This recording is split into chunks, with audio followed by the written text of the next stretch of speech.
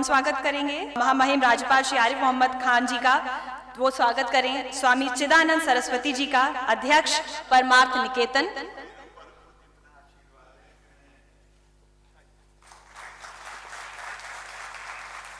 Shri Vineet Lohia ji, chairman Lohia Global.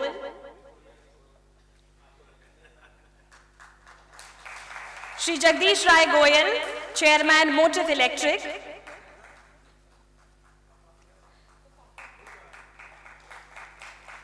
Shri Kumar Dilip Pathak, Sulabh international.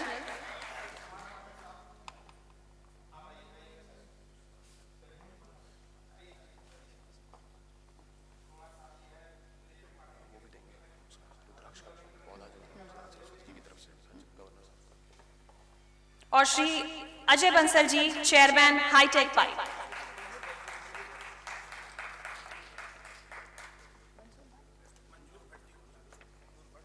मैं स्वागत करना चाहूंगी मंजूर भट्ट जी का, जो कि श्रीनगर से हैं।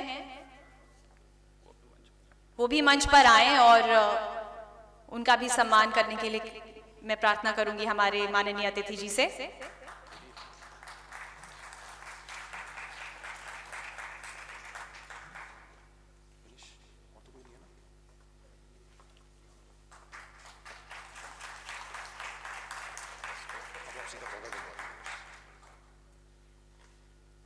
और यहाँ पर मैं ये भी बताना चाहूंगी कि स्वामी जी ऋषिकेश से एक खास भेंट लेकर आए हैं हमारे मुख्य अतिथि जी के लिए, राज्यपाल जी के लिए।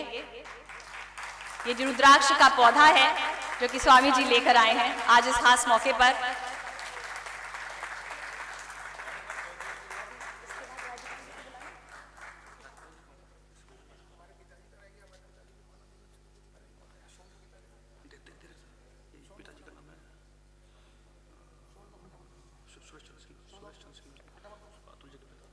और अतुल जी के पिताजी हैं प्रोफेसर सुरेश चंद्र सिंघल जी, इनको भी सम्मानित करेंगे राज्यपाल जी। ये एक बहुत ही खास मौका है जहां पर अपने बेटे की एक बहुत बड़ी अचीवमेंट के लिए एक पिता यहां पर शामिल हुए हैं। मेरे ख्याल से इससे सुंदर नजारा और कोई नहीं हो सकता, जहां प्रेम है, आशीर्वाद है और बहुत सारा गर्व भी है।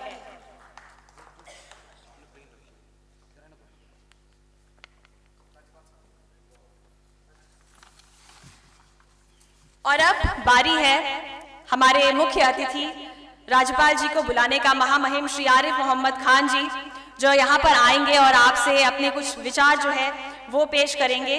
इनको जितना ज्ञान इस्लाम का है उतना ही ज्ञान सनातन संस्कृति का है। आपने पवित्र कुरान का गहराई से अध्ययन किया है तो आपको वेद, पुराण, गीता और महाभारत भी कंठस्थ है। मुझे लगता है कि ये हम सबका सौभाग्य है कि आज हम इन्हें सुनेंगे और इनके विचारों को हमें जानने का मौका मिलेगा। बहुत बहुत स्वागत है आपका। धन्यवाद। इतने साधुवाद के लिए बहुत बहुत धन्यवाद आपका। स्वामी चिदानंद सरस्वती जी, जिनका मुझे बहुत आशीर्वाद प्राप्त है, मैं अपने आप को सौभाग्यशाली मानता हूँ। हमारे वरिष्ठ प्रोफेसर जगदीश मुखी जी, वो भी बड़े भाई की तरह ही उन्होंने भी प्यार दिया है हमेशा। सम्मानित पंकज मित्तल जी,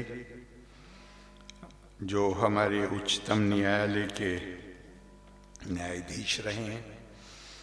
हमारे भाई नरेश बंसल जी, सुरेश चंद्र सिंघल जी, नंद किशोर जी, ये मत समझिएगा कि इनका नाम बात को, एक ज़माने से इनका प्यार, इनका आशीर्वाद मुझे हासिल है। विनीत लोहिया जी, जगदीश राय गोयल जी और अतुल सिंघल जी को नाम तो ले रहा हूँ, लेकिन उससे पहले उनको बहुत धन्यवाद कि उन्होंने यहाँ आमंत्रित किया और इस काम में जिसके का बहुत ही अच्छा रेखांकन प्रोफेसर जगदीश मुखी जी ने किया है, उसमें मुझे भी शामिल होने का मौका दिया। इस वक्त पूरे देश में रामलीला मनाई जा रही है, नवरात्रि का उत्सव चल रहा है। ऐसे मौके पर आप अपने प्रधानमंत्री जी के संबंध में, उनकी नीतियों के, उनके नेतृत्व के बारे में विभिन्न लोगों के विचार और विस्तार से बताने के लिए आप कॉफ़ी टेबल बुक लाए हैं। आपको बहुत बहुत बधाई। वैसे तो हमारे यहाँ ये कल्पना है, हमारे यहाँ उत्सव इतने मनाए जाते हैं, क्यों मनाए जाते हैं? हम किसी को याद करते हैं, उत्सव मनाते हैं, ताकि वो जो सकारात्मक ऊर्जा उस नेतृत्व या व्यक्ति से निकलती है, उसमें हमारी सबकी ऊर्जा भी शामिल हो जाए और वो ऊर्जा से हम भी लाभान्वित हों। उसके लिए ये उत्सव की हमारे यहाँ कल्पना है। लेकिन जब माननीय प्रधानमंत्री जी से संबंधित आप एक पुस्तक का विमोचन कर रहे हैं, तो ये असल में व्यक्ति का नहीं, हम नेतृत्व का उत्सव बना रहे हैं। हम अपने देश में हम कह सकते हैं कि ये जो राजनीतिक व्यवस्था है चुनावों की, ये देश के आजाद होने के बाद लागू हुई। लेकिन ध्यान रखिएगा, हमारे नेताओं ने बार बार कहा है, राष्ट्रीय आंदोलन के नेताओं ने, कि राजनीतिक स्वतंत्रता सामाजिक और आर्थिक स्वतंत्रता के बगैर अधूरी है। और हमारे प्रधानमंत्री जी ने में नीतियां, कार्यक्रम, जिसके नतीजे में आज पूरी दुनिया में भारत का नाम हुआ है, भारतवासी कहीं भी जाते हैं तो उनको इज्जत की दृष्टि से देखा जाता है। मैं उसमें अभी नहीं जाऊंगा। मुझे जो सबसे महत्वपूर्ण बात नजर आती है वो ये है कि पहली बार हमें ये आभास हुआ कि हम दुनिया का केवल सबसे बड़ा लोकतंत्र नहीं है, हम सबसे पुराना लोकतंत्र है, हम मदर ऑफ डेमोक्रेसी। तो आदमी हमसे सवाल करेगा कि यार तुम्हारे यहाँ हजारों साल से राजतंत्र चल रहा था और तुम कह रहे हो कि तुम सबसे पुरानी डेमोक्रेसी हो, तो ये कैसे? ये इसलिए कि पूरी दुनिया में लोकतंत्र का इतिहास चंद सौ साल पुराना ही तो है। हमारे यहाँ आध्यात्मिक लोकतंत्र का इतिहास, स्पिरिचुअल डेमोक्रेसी का इतिहास हजारों साल पुराना। भाई, डेमोक्रेसी का क्या मतलब है? एक व्यक्ति एक वोट। भारत ने क्या कल्पना दी है? भारत ने कहा हमारी संस्कृति और सभ्यता इससे परिभाषित नहीं होगी कि आपकी खाल का रंग क्या है, आप क्या भाषा बोलते हैं, आप किस देव की पूजा अर्चना करते हैं, इससे परिभाषित नहीं होगी। फिर किससे परिभाषित? जो दुनिया में सब सभ्यताएं परिभाषित होती हैं, फिर कैसे परिभाषित होगी? भारत की सभ्यता और संस्कृति आत्मा से परिभाषित होगी। अहम ब्रह्मास्मि तत्त्वमसि, अयम प्रज्ञानम ब्रह्मा, अयम आत्मा ब्रह्मा। चार महावाक्य लोग कहते हैं कि शंकराचार्य ने इस जहां राजनीतिक इकाइयों में बटा हुआ देश था उसकी एकता स्थापित कर दी, चार मठ बनाकर। चार मठ, बिल्डिंगों से एकता स्थापित नहीं होती। शंकराचार्य ने चारों मठों को एक एक महावाक्य दिया, जो मैंने आपको बताया, जो वेद से आते, जिसका एक ही मतलब। और हमेशा ध्यान रखिए कि मानस से पैदा हुई यादगारें, उन्हें खत्म करना आसान नहीं होता। भौतिक शक्ति से पैदा की हुई यादगारें खत्म हो जाती हैं। इसी दिल्ली में हाई कोर्ट के सामने पुराना किला है। किताबों के अनुसार पांडवों की राजधानी के तौर पे उनके रहने के लिए बनाया भी किसने था? जो असुरों का आर्किटेक्ट था, माया। लेकिन खंडर है, अगर सरकार करोड़ों रुपया हर साल खर्च न करे तो वहां जाने लायक भी नहीं। उसी वक्त भगवान कृष्ण ने गीता लिखी, उसमें एक अक्षर भी बदला है, कहीं इधर से उधर हुआ है, वो जू का तू। क्यों? वो भौतिक शक्ति की यादगार है और गीता मानसिक शक्ति की यादगार है। गुरुदेव रविंद्रनाथ टैगोर ने बड़ा सुंदर कहा है, उन्होंने कहा है कि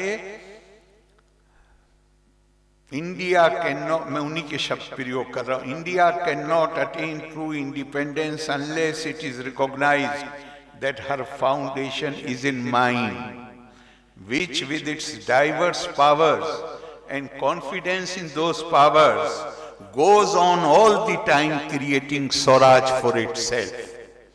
मानसिक कामों के लिए एक बात ध्यान रखना होता है कि वो जिस दिन आप ये सोच लीजिए कि हम परफेक्शन पूर्ण हो गए, उस दिन उसका डिक्लाइन शुरू हो जाता है।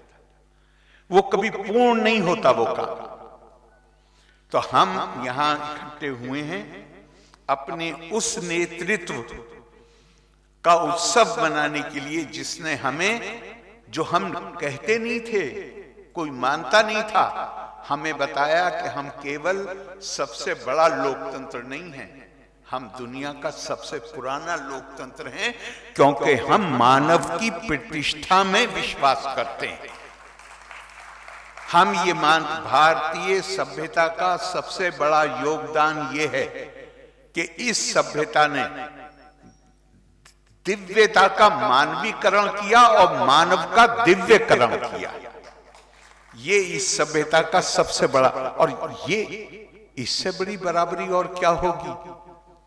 मैं कल ही कह रहा था लखनऊ में कि केरला की मिसाल बड़ी शानदार है। हमारे यहां बुराइयां आई, हम अपने आदर्शों से भटके, इसलिए हमें इतने लंबे समय तक गुलामी का जुआ अपने कंधों पे झेलना पड़ा।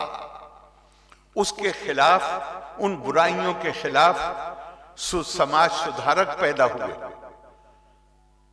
जिन्होंने हमें बताया कि तुम जो कुछ मान रहे हो ये तुम्हारी आस्था का हिस्सा नहीं है, तुम्हारी आस्था का हिस्सा तो वो है।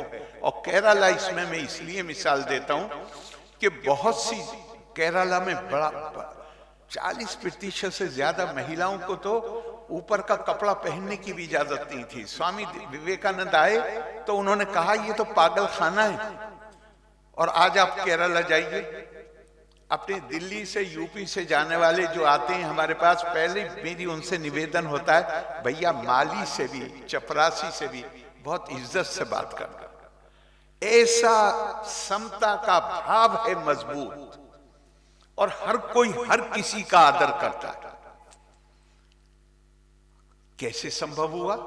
श्री नारायण गुरु आए, उन्होंने किसी विदेशी विचारों का इस्तेमाल किए बगैर उन्होंने अपनी समस्याओं का हल भारतीय विचारों में ढूंढा। और उन्होंने लोगों से कहा कि भाई हम तो नारा लगाते हैं अहम ब्रह्मास्मि तत्त्वमसि, फिर मेरे साथ भेदभाव कैसे करोगे? और जो भेदभाव में जो लोग लिप्त थे, उन्होंने ही उनके पैर छू लिए और उनके जीवन में उनके मानने वाले बन गए। नतीजा क्या हुआ कि केरला आज की तारीख में बिल्कुल, आपको मैं कहूंगा पूरे देश में परिवर्तन आए हैं, लेकिन केरला में जबरदस्त इस हद तक है कि मैं ये तारीफ कर रहा था कि यहाँ पे लोगों में समता का भाव बड़ा जबरदस्त। तो चीफ सेक्रेटरी विश्वास मेहता मुझसे कहते हैं, सर अब तो रिटायर हो गए, चीफ इंफॉर्मेशन कमिश्नर है, मुझसे कहते हैं सर 2-4 दिन पहले मेरा ड्राइवर मुझसे कह रहा था, मुझसे बोला सर आप में और मुझ में फर्क क्या है? और फिर खुद ही बोला साहब मैंने तो आईएएस का इम्तिहान लिखा नहीं तो मैं आईएएस होता।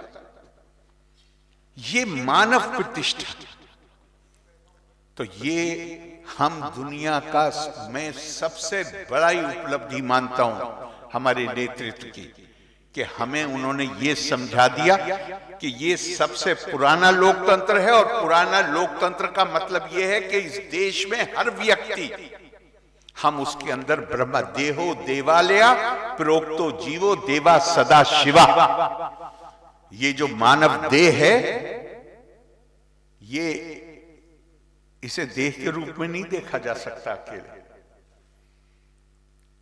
इसमें परमात्मा, जीवात्मा के रूप में परमात्मा बसते हैं। और नेतृत्व की चूंकि बात हो रही है और मैं लंबा बोल नहीं सकता हूं, मुझे दिल्ली यूनिवर्सिटी पहुंचना है। मुझे एकदम से याद आया यहाँ बैठे बैठे, क्या नेतृत्व के लिए, पब्लिक लाइफ के लिए क्या मापदंड निर्धारित किया। स्नेहम दयाम चा सौख्यम चा यदि वा जानकी मपी,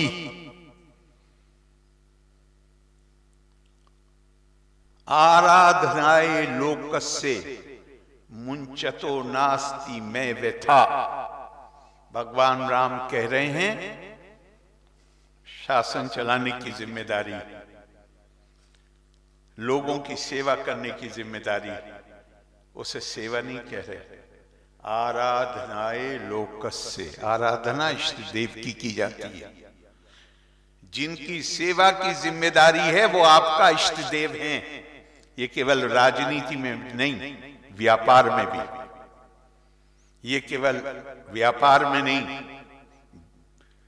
मैं कहूंगा कि चाहे प्रशासन में हो, चाहे जुडिशरी में हो, जीवन के किसी भी क्षेत्र में हो, अगर हम सार्वजनिक जीवन में हैं तो ये मापदंड निर्धारित कर दिया, आराधनाए लोकस्य। ये आराधना है, और इस आराधना पूरी करने के लिए, इस आहुति के लिए स्नेहम, जो मेरे प्रेम के पात्र हैं, दयाम, जो मेरी दया का पात्र हैं, चा सौख्यम, जो जिनसे मुझे देखने से ही आराम मिलता है, और हद तो यह है कि प्राणों से भी बढ़ के प्रिय जानकी। अगर लोग आराधना के लिए इन सब को भी छोड़ना पड़े तो मुझे जरा सी भी हिचकिचाहट नहीं होगी। नेतृत्व का ये मापदंड, तभी तो हम मर्यादा पुरुषोत्तम कहते हैं। तभी तो आज पूरे देश में नहीं, आप इंडोनेशिया चले जाइए, मैं ऐसे मौके पे इंडोनेशिया में था 4-5 दिन, गली गली में रामायण है। क्यों है? इसलिए कि हमारे ऊपर कितना असर होता है मुझे नहीं पता, लेकिन हमारी इतनी जरूरत जरूर है कि हम चाहते हैं कि हमारे छोटे बच्चों में जो आदर्श का भाव है, मूल्यों का भाव है, नैतिकता का भाव है, वो जागृत हो। इसलिए हम अपने बच्चों का हाथ पकड़ के और रामलीला दिखाने ले जाते हैं, हम उनको वो पढ़ाते हैं, क्योंकि वहां पे वो, और ध्यान रखिएगा, कोई समाज कितना सभ्य है वो इससे नहीं पूरा होता कि आप न्यायालय का आदेश कितना मानते हैं, पुलिस के कानून को कितना मानते हैं, पुलिस के आदेश को कितना मानते हैं। ओबीडियंस ऑफ द अनएनफोर्सिएबल, जिस चीज को कानून के माध्यम से लागू न किया जा सके, उस चीज को स्वतः स्वीकार करना और अपने ऊपर एक रोक लगा देना, ये सभ्यता की असली निशानी है। तो मुझे पूरी उम्मीद है कि इस किताब से वो भावनाएं प्रबल होंगी। अतुल जी, एक बार फिर मैं आपको धन्यवाद देता हूं, और आप सभी को कि आपने इतनी देर मुझे इतने प्यार से सुना, बहुत बहुत धन्यवाद। जय हिंद, जय भारत, लोका समस्ता सुखिनो भवन्तु। बहुत बहुत धन्यवाद सर इन प्रेरणादायी शब्दों के लिए। अधिनायक जय हे भारत भाग्य विधाता, पंजाब सिंधु